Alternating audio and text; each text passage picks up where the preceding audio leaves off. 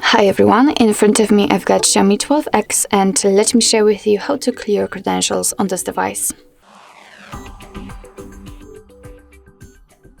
So first of all, let's enter the settings, and here we have to scroll down in order to find passwords and security.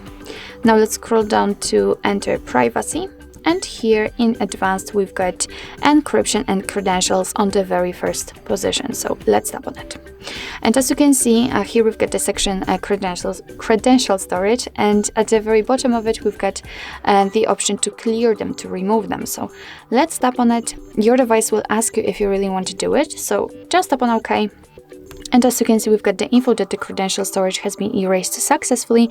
And be aware that if you've got any kind of screen lock set, so the pattern, PIN or password, then your device will ask you to enter it in order to confirm the whole step.